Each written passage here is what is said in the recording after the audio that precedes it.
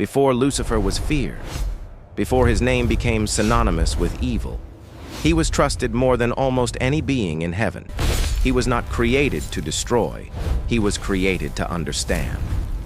Lucifer was the angel of light, clarity, intellect, awareness. He didn't rule through force.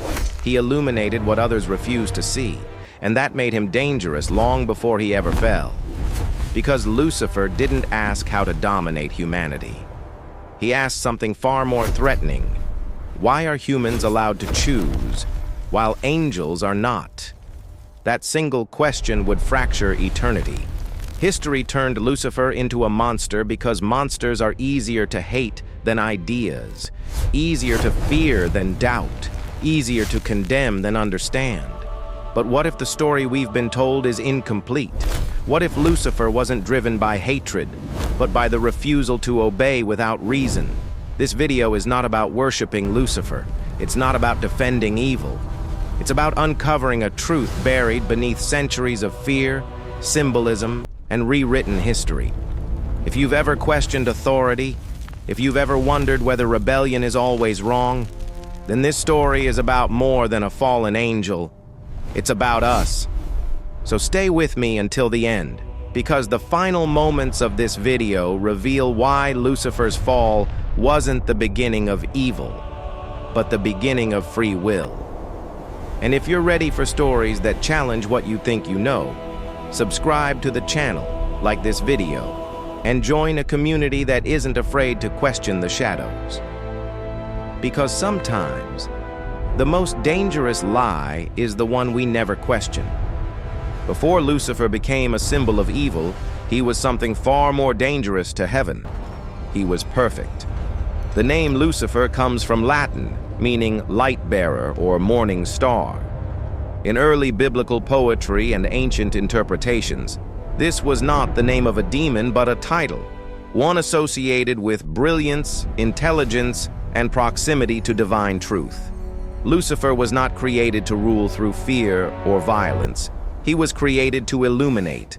Light does not command. Light reveals. Lucifer's role was to stand close to creation, close enough to understand its structure, its logic, and its contradictions. Unlike angels tasked only with obedience, Lucifer was gifted with awareness. He saw not just what was commanded, but why it was commanded. And that awareness became his burden. In heaven, order was absolute. Angels did not question. They did not hesitate. They existed in perfect harmony with divine will. Obedience was not enforced. It was assumed. Angels were flawless, eternal, and bound to purpose. Humanity, however, was different. Humans were created fragile, emotional, and temporary, yet they were given something angels were not: choice. This contradiction disturbed Lucifer deeply. Why would beings prone to failure be granted free will, while beings capable of perfection were denied it? Why would flawed creatures be allowed to choose obedience, while angels were created without the option to refuse? Lucifer did not see this as justice. He saw it as imbalance. And imbalance to a being of light is impossible to ignore. Contrary to popular belief, Lucifer did not begin as a tyrant plotting a coup against God. There is no ancient text that describes him gathering armies in rage or craving a throne in hell. Those images came later, shaped by fear, politics, and simplified storytelling. Lucifer's rebellion began not with hatred, but with thought. He questioned hierarchy. He questioned obedience without explanation. He questioned whether loyalty that cannot be refused has any meaning at all. In heaven, questioning was not a crime, until it was. Lucifer did not tempt angels to sin. He tempted them to think, and that was far more dangerous. Light reveals cracks in perfect systems, and once those cracks are seen, they cannot be unseen. Lucifer's ideas spread quietly, not through force, but through awareness. Some angels began to wonder, if obedience is good, why must it be mandatory? If God is perfect, why fear questions? These thoughts did not create chaos. They created discomfort. And heaven does not tolerate discomfort. At this point in the story, it's important to understand something often overlooked. Lucifer was not advocating destruction. He was not calling for the end of God. He was asking whether perfection without freedom was truly divine or merely controlled. Lucifer wanted choice, not just for humanity, but for angels. And that desire crossed a line.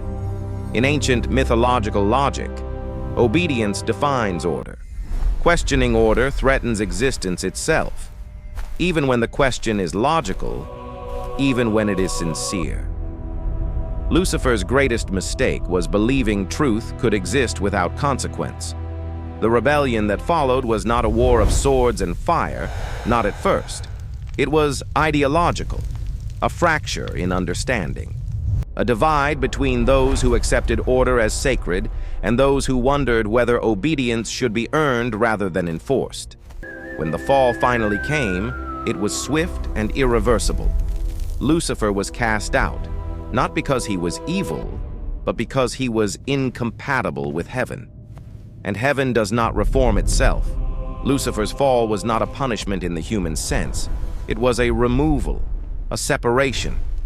Light expelled from a system that could not allow reflection. He did not fall into hell as we imagine it today.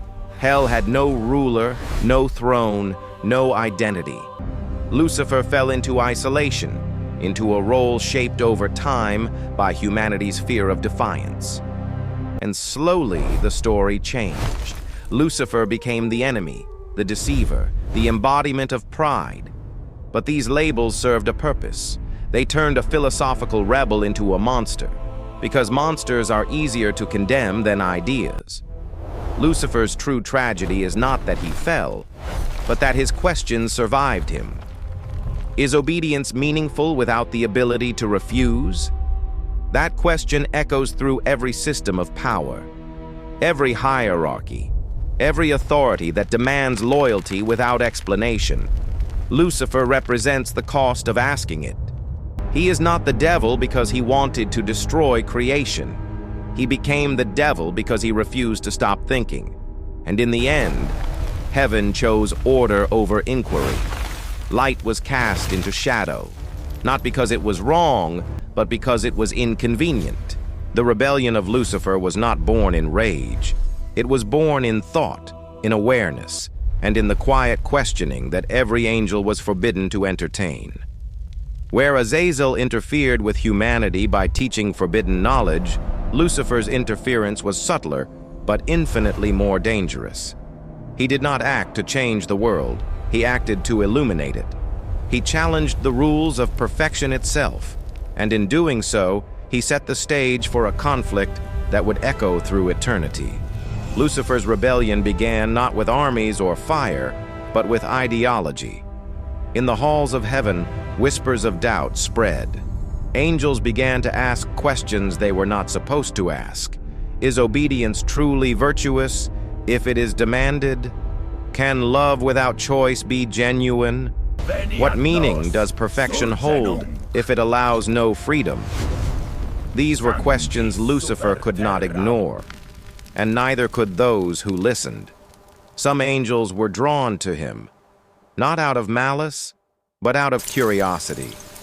They felt the weight of their own unexamined existence and were fascinated by a being who dared to see beyond what was expected. And with each angel who considered Lucifer's perspective, the potential for disruption grew. This was not chaos as humans understand it. There were no battles, no armies assembled in rows. It was a fracture in the very fabric of obedience. The line between loyalty and thought had been blurred, and heaven, a realm defined by absolute order, could not tolerate this. Lucifer's eventual fall was inevitable, but it did not happen all at once. The earliest accounts suggest that even after the first signs of descent, God did not immediately cast him down. There was deliberation, subtle warning, and observation. Heaven was vast, eternal, and patient. Yet Lucifer persisted, not out of rebellion for rebellion's sake, but out of conviction. Truth without freedom is no truth at all. And so, the confrontation came. The archangels, representing the authority of heaven, approached Lucifer, offering him a choice. Not a negotiation, heaven does not negotiate, but a demand: submit or leave, obedience or exile. Lucifer, the light-bearer, refused. He did not kneel. He did not plead. He did not attempt to bargain for his place. Instead, he stood, proud, calm, and unwavering, a single figure of defiance against the infinite perfection of heaven. Then came the fall. It was not a violent eruption, as legends would later depict. There were no storms of fire. There were no screams of demons marching into battle. The fall was quiet, absolute, and cosmic in scale. Angels loyal to God withdrew from him, their presence receding like stars dimming at dawn. The very essence of heaven seemed to tilt, the light shifting, reorganizing itself around obedience. And in the vast void left behind, Lucifer was cast out, a being of brilliance now separated from the system that could not comprehend his questioning. He fell into isolation, alone, immense, and eternal. And yet, he did not fall into hell as humans later imagined it. Hell, a place of fire, brimstone, and punishment, did not yet exist. It would become a domain over time, a construct of humanity's fear and imagination. Lucifer's exile was more abstract, more profound. It was a removal from the light of perfect order, a drift into the shadow of thought itself. It is here that the story of the devil diverges from the truth of Lucifer. Humans, seeking to explain evil, projected malice onto him. They transformed philosophical defiance into demonic intent. They told stories of a being who sought to overthrow God, who tempted mankind, who thrived on chaos. And in this process, the tragic reality of his rebellion, that of a thinker cast out for daring to question, was obscured. Yet even in exile, Lucifer's influence remained, not as a tyrant, but as a reflection of choice itself. His presence in shadow reminded heaven, and later humanity, that order requires conscious acceptance. Freedom, by its nature, challenges the structure of authority. And so the legend grew, but with it, the misunderstanding. Lucifer became the symbol of pride, the tempter, the monster in human imagination. But to understand the true nature of his fall, one must see beyond the stories of brimstone and horns. One must recognize the tragedy of a rebel punished not for evil, but for insight. In artistic depictions, he is shown with wings blackened by sin, or a crown of fire, or standing over the bodies of fallen angels. These images evoke fear, drama, and moral clarity. But in reality, the fall of Lucifer was not a spectacle of violence, but a cosmic consequence of thought. He was exiled not for wrongdoing, but for existing in a way heaven could not allow, as a free and questioning mind. Some interpretations suggest that Lucifer's awareness extended beyond mere rebellion. He saw potential futures, human choices, wars, triumphs, and failures. He understood the weight of knowledge and the cost of freedom. Unlike Azazel, he did not act to corrupt humanity. Instead, he demonstrated the possibility of defiance as a form of wisdom. And this is why his story resonates. We do not fear him simply because he fell. We fear him because he reminds us of what it means to think independently, even when authority demands obedience. Lucifer's exile is more than a punishment. It is a mirror to every being who questions, every soul that seeks truth beyond rules, every mind that dares to see beyond what is commanded. In exile, he became a paradox, a being both feared and misunderstood, brilliant yet condemned, a rebel whose crime was the pursuit of understanding. His legend endures because humanity needs a cautionary tale, but also, deep down, a reminder that truth is often inconvenient and freedom is rarely comfortable. And so Lucifer remains in shadow and imagination, not a destroyer, but a thinker, not a tyrant, but a rebel, not a monster, but a tragedy of insight. His story is a warning, a reflection, and for those willing to look, a challenge. To question is dangerous, but necessary. Lucifer did not fall into hell, not at first. Hell, as we imagine it today, did not exist. Fire, brimstone, tortured souls. These were human inventions, shaped over centuries by fear, theology, and imagination. Lucifer's exile was cosmic, abstract, and profound. He was removed from the light of heaven, separated from order, cast into isolation. And yet, in the human mind, he became something far more vivid, the ultimate symbol of evil. This transformation began because humanity needed a story, a narrative that could explain suffering, temptation, and the presence of rebellion in a world governed by a just God. In these stories, Lucifer became the villain, the tempter, the ruler of hell, and the antagonist to all that was good. But the truth is far more tragic and far more human.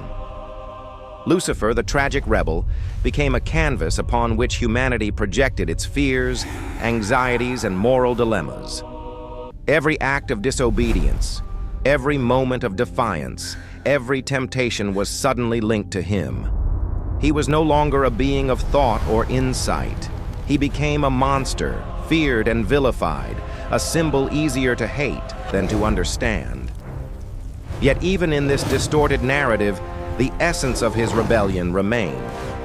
He continues to represent intellectual freedom, the courage to question, and the tension between obedience and choice. The very traits that led to his exile became the foundation of his myth. Artists, poets, and writers transformed him into a dramatic figure, wings blackened by sin, eyes glowing with fire, standing against God's throne. These depictions emphasized danger, pride, and horror. But behind the theatrics lies the true story. Lucifer's crime was not cruelty, not violence, but thought itself. His questioning revealed cracks in the system, cracks that no celestial hierarchy could tolerate. Humanity projected narratives onto him because confronting the truth of independent thought is uncomfortable. Lucifer's story asks uncomfortable questions. What happens when obedience is demanded, not chosen? Can perfection exist without freedom?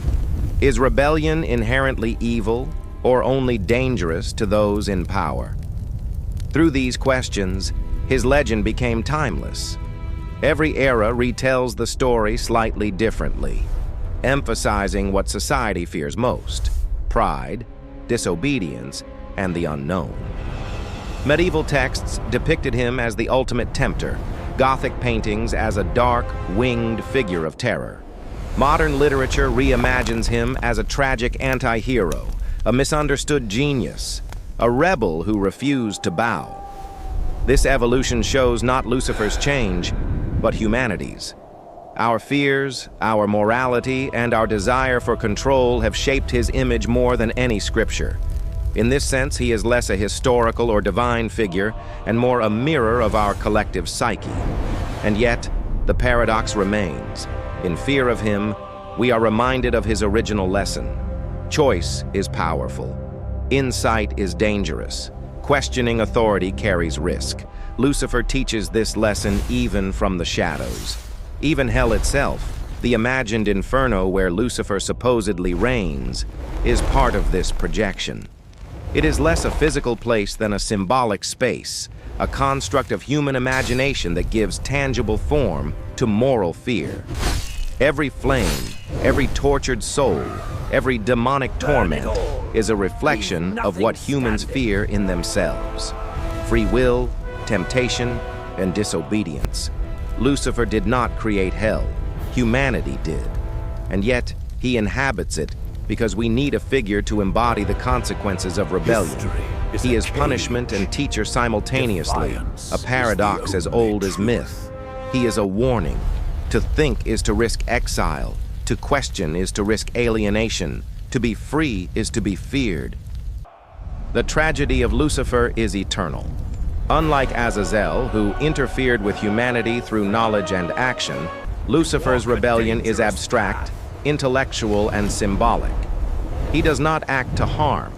He simply exists outside imposed order, and that alone is enough to terrify those who demand conformity. Even today, his story resonates. We see him in literature, film, philosophy, and pop culture. We project onto him our ideas of rebellion, ambition, pride, and the cost of defiance. In doing so, we continue to learn the same lesson he once illustrated to heaven. The pursuit of truth and freedom is inherently disruptive and often misunderstood. The most profound irony is that humanity has elevated him to villainy for embodying what we secretly admire: to question, to think, to challenge, to act according to conscience rather than command. Lucifer became a monster in legend, but a symbol of courage in essence. This is why his story remains compelling, because the ultimate fear is not punishment, it is insight. The understanding that autonomy, choice, and independent thought cannot be fully controlled, and the one who teaches that lesson, however misunderstood, is eternally present. Lucifer's legacy is therefore not destruction, not corruption, not evil. It is reflection. He forces humanity to confront its own morality, its own obedience, its own decisions. He exists to remind us that order without freedom is brittle, and that true understanding often comes at a cost. In the end, Lucifer is not a monster. He is a tragic rebel, a being whose brilliance was too much for a perfect system, a mind that could not be constrained, a symbol of the courage and danger of independent thought. And perhaps that is why his story will never end. Because the moment we stop questioning, we stop learning.